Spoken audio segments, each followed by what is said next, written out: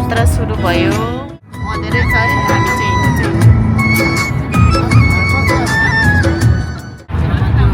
अघि हामी राति हिँडेको थियौँ अहिले चाहिँ बिहान भएर हेलो सबैजनालाई हेलो गफ धमाधम भइरहेछ यहाँ सुन्छ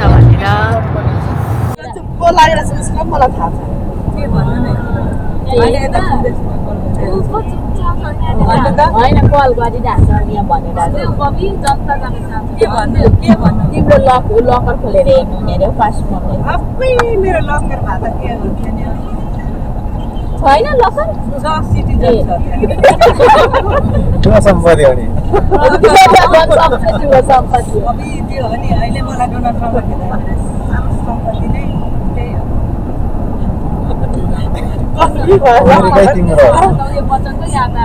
अमेरिकै तिम्रो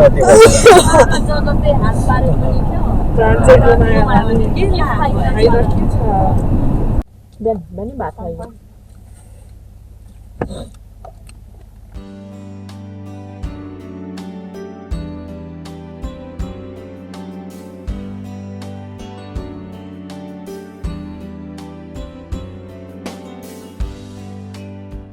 हामी यसरी रेडी हुँदैछौँ बाथरुममा यहाँनिर रेडी आइएम रेडी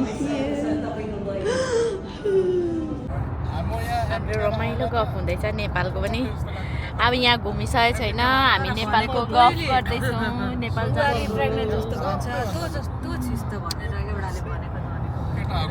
के किने कहाँ हुन्छ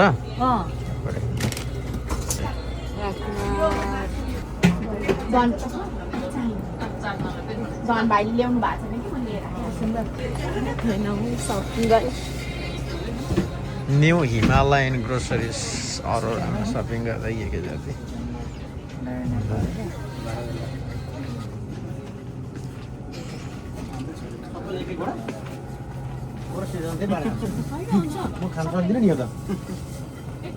यहाँ छ तपाईँको हो त यहाँ खानु यो बिचको हो अब फेरि उता बनिरहेछ बिचको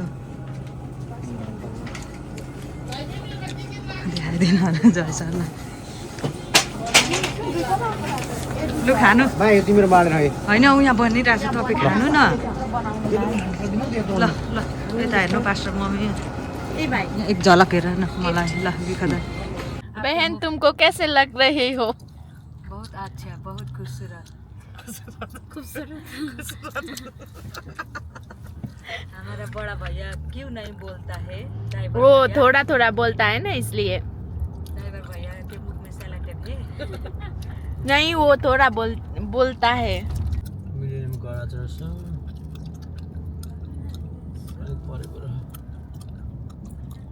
अलिक पर होला है बेबी बेबी यहाँ ड्रम बजाएर बसिरहेको रहेछ सिजनलाई देखाइदिनु पर्छ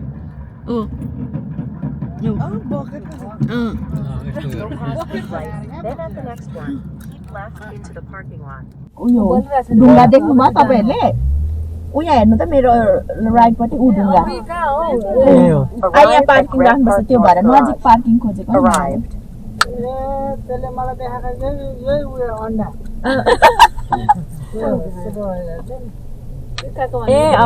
सिकाएको भनेपछि चाहिँ यो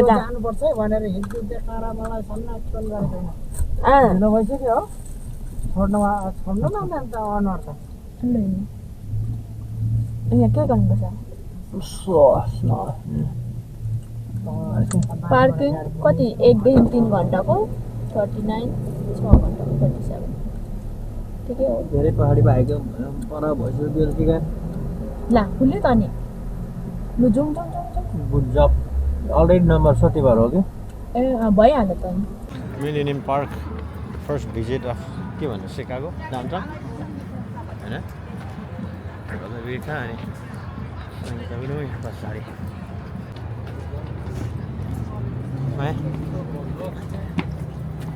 बेबी बेबी यहाँनिर भिड नहुँदा यहाँ खिचिहाल्नुपर्छ के हो यो टिन जस्तो यत्रो बिल्डिङ ऊपर ट्रेन कुदिरहेको छ ओ यही ढुङ्गा अब न मिलेनियम पार्क के भन्छ यसलाई क्लाउड गेट होला के भन्छ ग्यानर प्लाजा मिलेनियम पार्क ढुङ्गा है यो विशेष यहाँ मान्छेले आउँदाखेरि यहाँ आएको छु भनेर खिच्ने त्यो नक्सा अरेको आउँछ अब यहाँ आयो भने चाहिँ यहाँ यो सिकागोमा हार्छ भन्छ देख्छ यति साह्रो मान्छे रहेछ यस्तो चिसो छ मौसममा पनि आमा कता पुग्यो अगाडि आउँ ब्रदर परबाट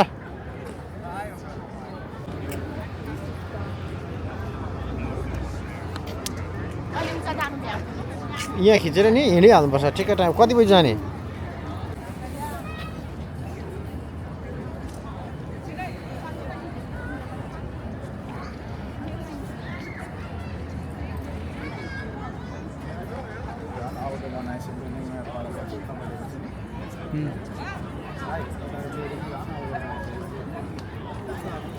यो डल्लो चाहिँ वास्तविकमा ठुल्ठुलै हो भनौँ न सिँढी चाहिँ हेर्नु नि अनि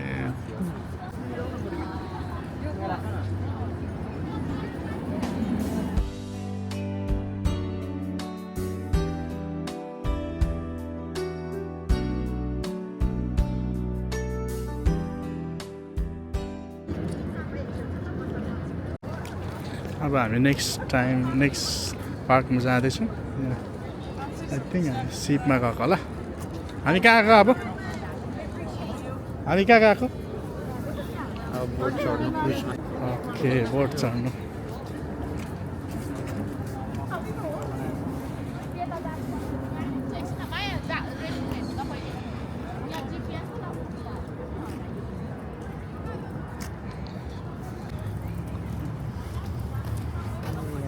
प्रोग्राम गर्दा चाहिँ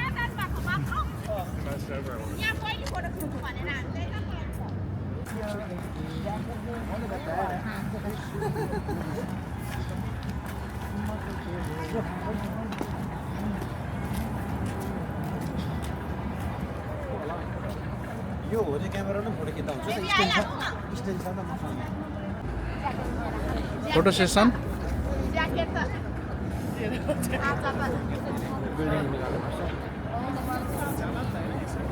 हुन्छ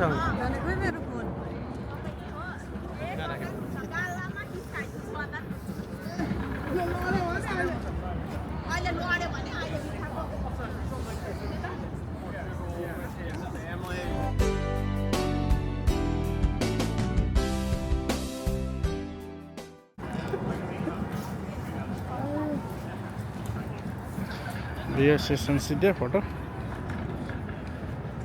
अब हामी यसरी जाँदैछौँ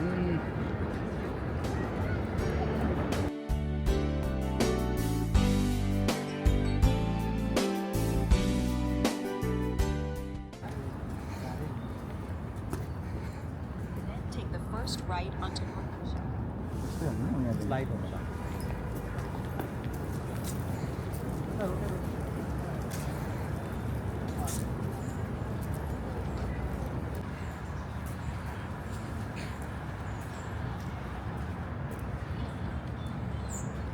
हात्ती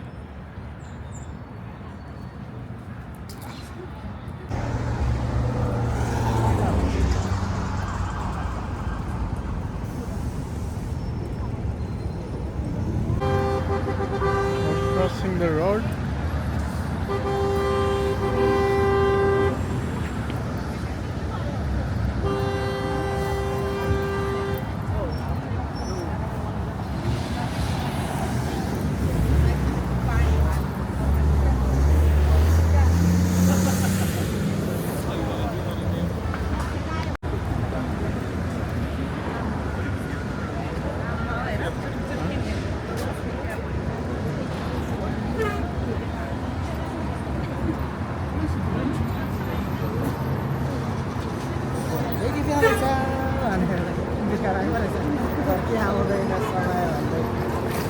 यहाँ नेपाली गीत चल्दो रहेछ है क्या भनेको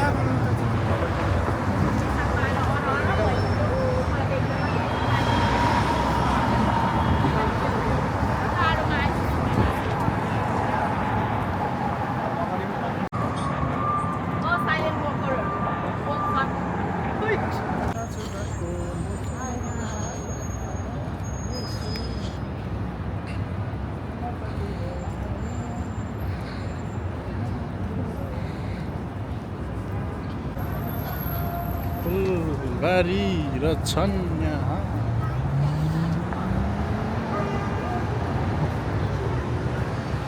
यहाँ मिनेटको भरमा हिँड्नुपर्ने हुन्छ। अलिकति लाइट बल्ने बित्तिकै गाडी गुडिहाल्दो रहेछ।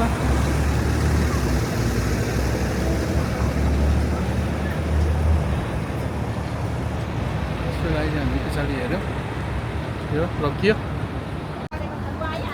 फेरि यो लाइट बलेको छ, क्रस जेब्रा क्रसिङ। अब हामी 5 सेकेन्डमा काटेन भने लाइट बलिहाल्ने छ।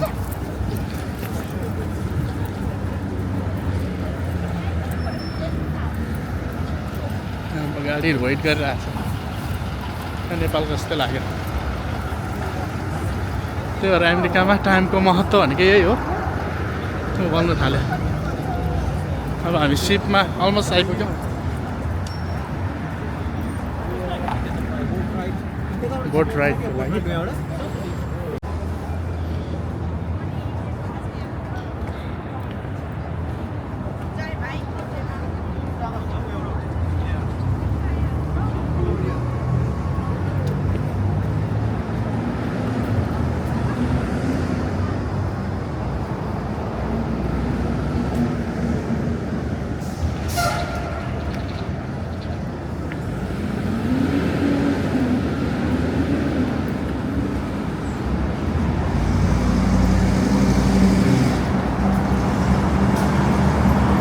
चरा मरिरहेको त,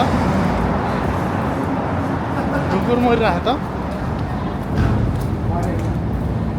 को यो ग्याटिस हान्ने यहाँ?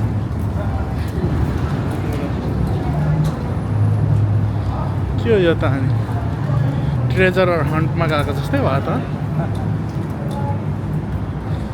बोट कुदिरहेको अवस्था।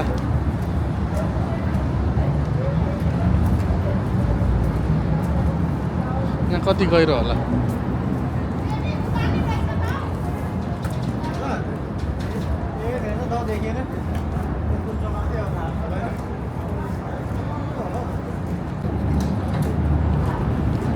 एउटा त गाडी कुद्दैछ त हौ।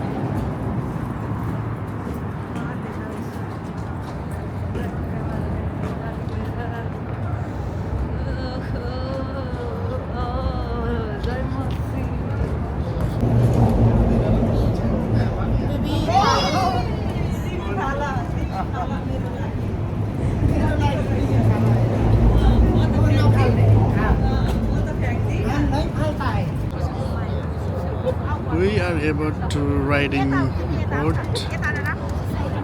Trump बाबाको होटेल। घन्टा घर भनौँ नभएको त्यस्तै देख्छ। अनि यो माथिको त झन् कहाँ हो यहाँ हेर्नु है।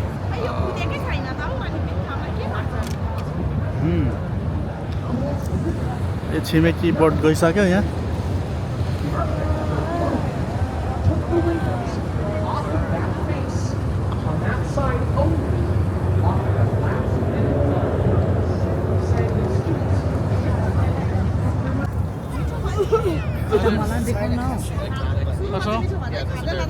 कस्तो लाग्दैछ?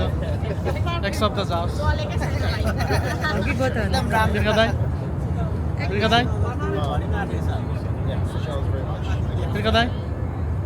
एक शब्द जाओस् के हुँदैछ?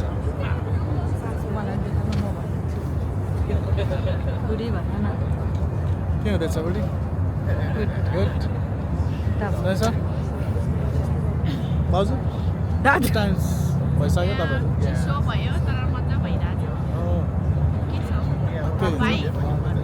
आफ्नो राम्रो ज्याकेट हुँदा हुँदै ट्रम्प बाजेको देखाइदिनु। ट्रम्प बाजे अघि आइसकेको छ, तर पनि देखाइदिन्छौँ यहाँ हेर्नुहोस्।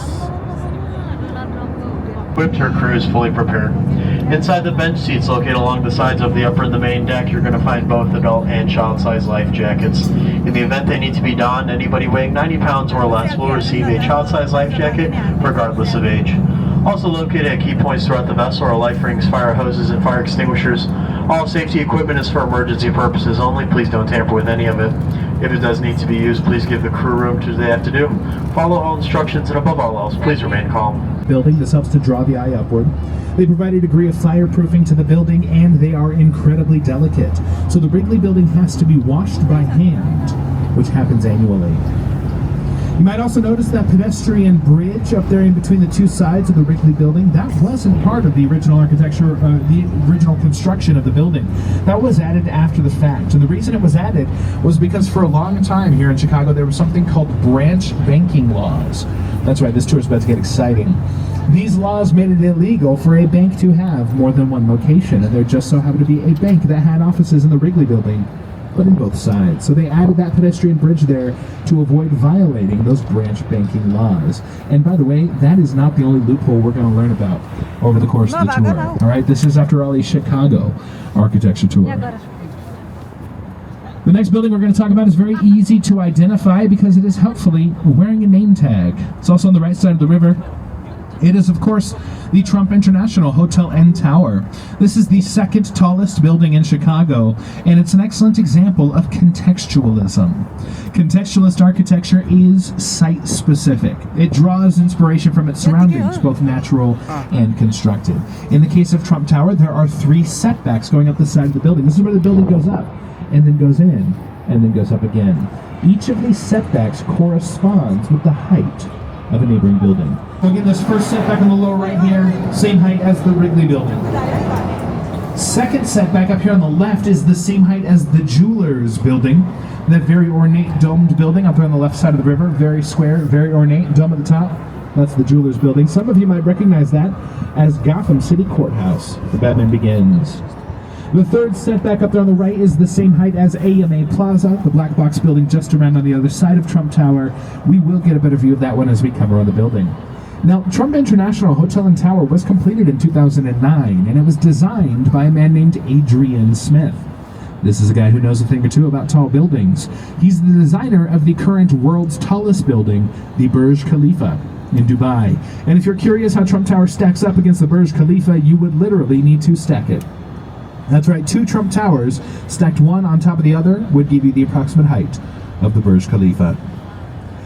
Right next door, we've got coming into view here this black box building. This is AMA Plaza, the inspiration for the third setback. It's completed in 1972 and designed by a man named Ludwig Mies van der Rohe. Now, he popularized the phrase, less is more, and I think that philosophy is very well represented by the tallest of his black box modernist buildings. Black box modernism is stark and dark, simple and efficient. We will discuss it later on in the tour. Goldberg believed that buildings should reflect nature, and in his words, there are no right angles in nature, and so we end up with these curvilinear modernist towers. When Marina City was completed in 1968, the downtown area was still largely industrial and quite smelly, so there wasn't a lot of demand for residences in the area. Bertrand Goldberg's solution to this was a city within a city. This apartment complex had shops and restaurants, a bowling alley, an ice skating rink, and a cinema, which has since become the Chicago House of Blues.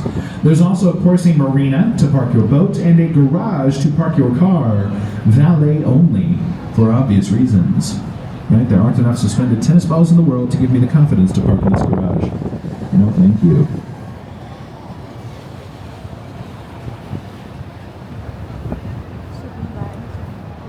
Now we're going to shift our attention over to the left side of the river, folks. We're going to highlight a few buildings that I think incorporate time as an interesting architectural quirk, beginning with 77 West Wacker. This mirrored building with the white stone up here on the left. This is designed in a style called Neoclassical. And breaking that down, you've got neo, which means new, and classical, which references the architecture of the ancient world. In this case, we're talking about the ancient Greeks. As we come out from beneath the bridge here, you'll be able to look up at the top of 77 West Wacker and see that it looks a lot like the Greek Parthenon up there. And so the inspiration for this building comes to us from the distant past, where the materials and techniques used were much more common in 1992 when the building was completed. And then if we move 2 doors down here, we've got this blocky building with those columns along the top there and the short sloped roof. That is the Builders Building. The side closest to us here was completed in 1927, but the extension out there on the right was completed in the 1980s, 60 years later. You can see, though, how the designers of that extension really honor the original intentions of the building, almost like a call and response through time. And so, if you've been following along, we've got a spark, we've got a start, and we've got a complete piece of art, all plucked from the past and used by designers to inform their present in what I like to call a quantum collaboration. As we pass under the Wells Street Bridge and come out the other side, I'm going to direct your attention over to the right so that I can tell you about this 2.5-acre facade coming into view and the building it belongs to, Merchandise Mart. Completed in 1930, this was the largest building in the world until the completion of the Pentagon in 1943. It's an excellent example of Art Deco architecture. It's got those long vertical lines of buildings practically wearing pinstripes. It's got deep inset windows to enhance that verticality, and it's got geometric or machined ornamentation. You can see the diamond and chevron patterns along the bottom and along the top of the building. Art Deco has come to represent the opulence and the optimism of the 1920s. Merchandise Mart takes up over 2 city blocks. It has 7.5 miles of hallways, 3.7 million square feet of office space. It has its own L-stop, and up until 2008, it actually had its own zip code. These heads on plinths in front of the building there, those are not a warning to neighboring cities. Those were installed in 1953 to honor the merchant princes of Chicago and feature the likenesses of F.W. Woolworth, A. Montgomery Ward, and Marshall Field, among others. Now, folks, at this point of the tour, we are making our first approach to Wolf Point. This is the location on the Chicago River where the north, south, and main branches of the river meet, and it is the historic center of the city of Chicago. Chicago was incorporated in 1833 as a wilderness outpost with a population of about 350 people. Over the course of the next 70 years, that population would expand to 1.7 million at the turn of the century, making Chicago one of the fastest growing cities in history. Wolf Point was the location of many firsts for Chicago, including the first church, the first hotel, and the first theater company. But it was also the location of the first tavern, which was appropriately called the Wolf Point Tavern, and was located on the west bank right about where that red spiral sculpture sits today. That sculpture is called Constellation and was designed by Spanish sculptor and architect Santiago Calatrava. Just beyond that sculpture is another contextualist building built in 2017 called the River Point.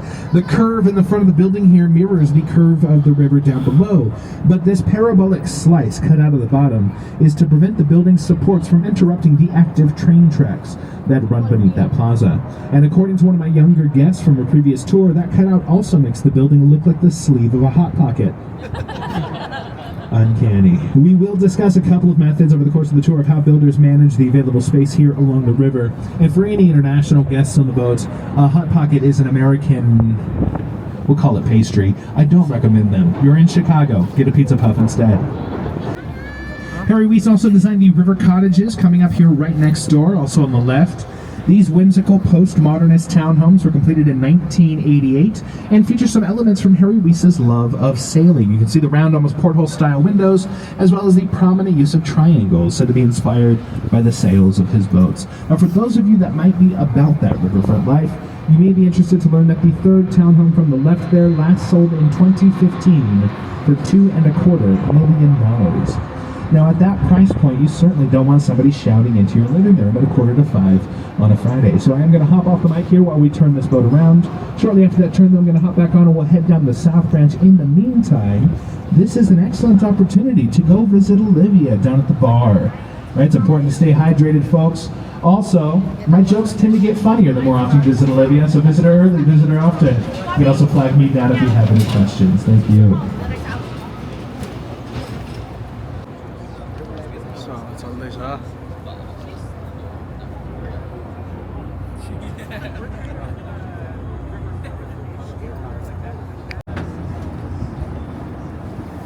Now, folks, whenever you're building tall buildings, one thing that needs to be accounted for is something called drift. This is the tendency for buildings to sway in high-speed winds and elevation, which, by the way, we should consider that a feature rather than a bug, because things that bend to the brake. And we don't want that happening with our high-rises. It is, though, something that can be minimized or mitigated.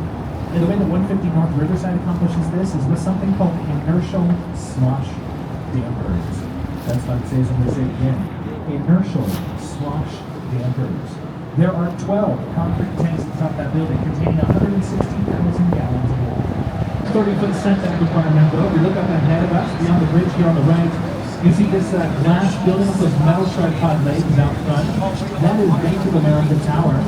Those metal tripod legs are this building's response to that 30-foot setback requirement. By vaulting the third floor into the air, we're able to maintain public access to the riverfront. They are open, so the wind can blow right through the building which helps to relieve pressure on the windward side. We're going to hop back on the mic to close us out, so be ready for that. But in the meantime, I'm going to use this as an opportunity to tell you this is your last call for drinks, last call for bathrooms. Folks, there are very few public restrooms available to you once you disembark this vessel, so use that information how you see fit. Be nice to each other. Folks, if you can help your neighbors get that excellent photo, it'll make it go faster.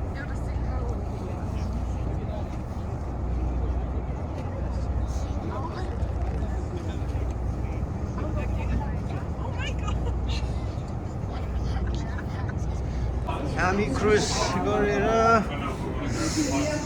आएको हो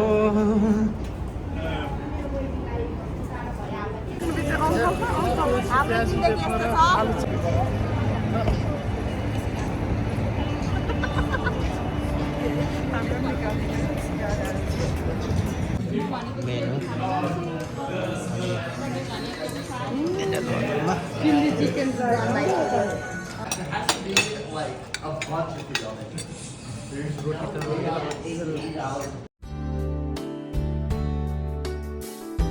टोपी लगाएको छ चिसो भइरहेछ घुमेको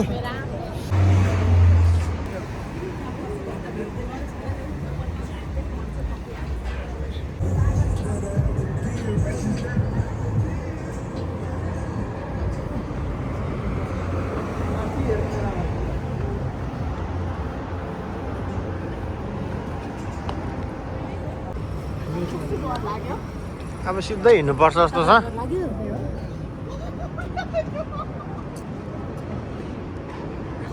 यता आएको अनि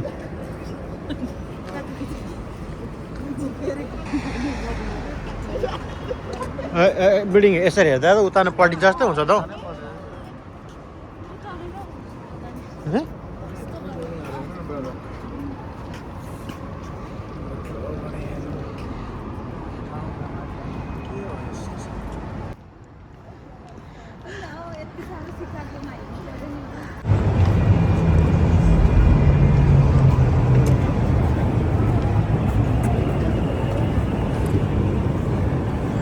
नाइटको भ्यू डाउनटाउनको यहाँ अघि देख्छ हामी बेलुकी क्रुज गरेको हो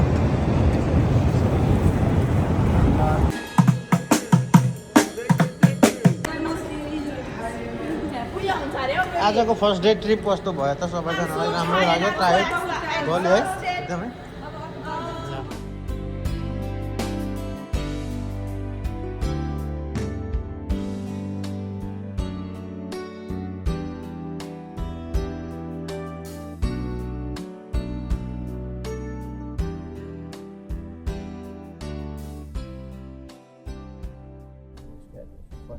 Starting route to 777 East Grand Avenue.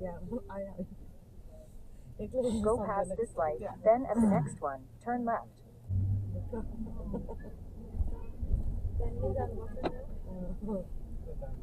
At the light, use the left 2 lanes to turn onto East Randolph Street.